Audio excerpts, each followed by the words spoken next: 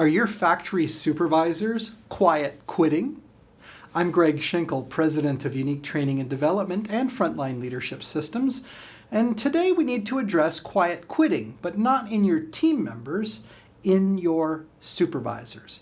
So when factory supervisors are quiet quitting, it's kind of like when your team members might do so.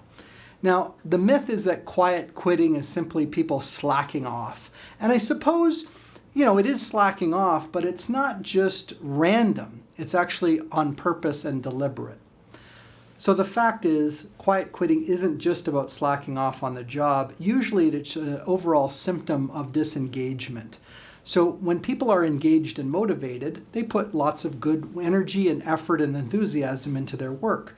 But when those forces aren't there, they tend to quiet quit, which means they're still on your payroll, but they're not necessarily delivering on their results. This is particularly an issue, though, if it's in your leadership team and your supervisors. So, quiet quitting in a job is usually where the employees refuse to take on any extra tasks and just do the bare minimum that's expected of them. In terms of being a supervisor, that means you're not putting any energy and enthusiasm into leading your people, setting expectations, and setting goals that will drive up performance. So, partly as a result of the pandemic, we noticed that one of our clients was having a particularly difficult time with their supervisors.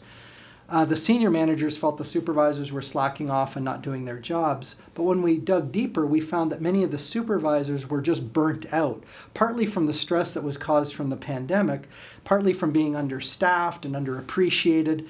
And then they were perceiving that because inflation was kind of going up, that the amount of increases to their compensation wasn't keeping up with the raises that their people were getting, so that the leader and the employees, the gap was actually shrinking, and that was demotivating to the supervisors.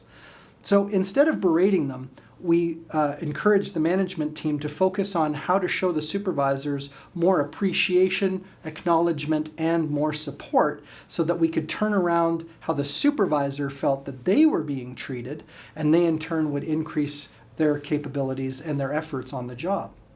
So I've got a few tips for how you can deal with the factory supervisors quiet quitting.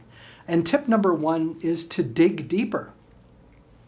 When you talk to your supervisors one-on-one, you'll probably get more feedback from them as to what's really going on and some of the things that are actually causing them to be frustrated and disengaged.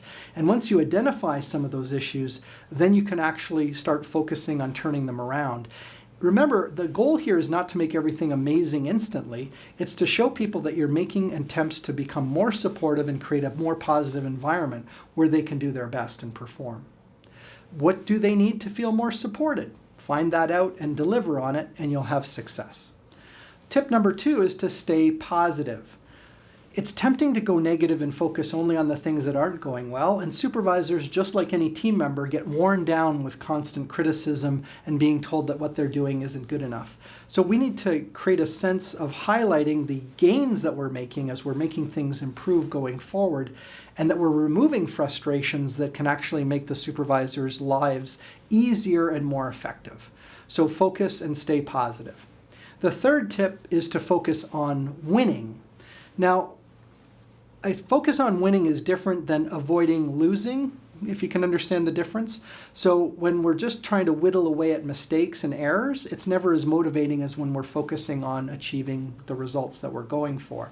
And so that means each day you're looking at, are we hitting our numbers, and that we at least acknowledge. It doesn't even have to be a formal recognition in terms of trophies, awards, or even bonuses, but just acknowledge the things that are going well when we're winning. And to do it regularly, not just once in a town hall meeting, but doing it on a daily basis as we get our performance numbers up.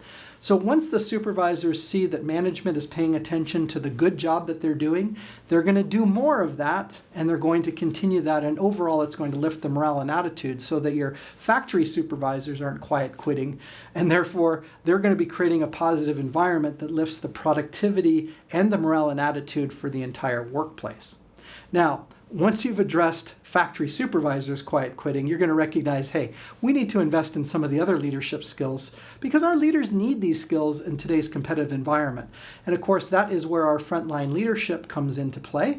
Whether you have it done on-site, delivered on-site for your team exclusively, or you enroll some people in our public workshop, or maybe have it delivered from our state-of-the-art virtual training studio that really helps when you've got a bunch of leaders scattered in a bunch of different production locations. Or you might decide to take advantage of the new Frontline Leadership On Demand program, which is available so that people can learn at their own pace and put those new behaviors into action over a number of weeks. It all starts with a conversation, and that means you need to visit our website at uniquedevelopment.com. And why not connect with us on many of our social media channels like LinkedIn and Facebook. And then we can have this conversation about how our organization and yours can work together to drive leadership excellence that ultimately drives operating results.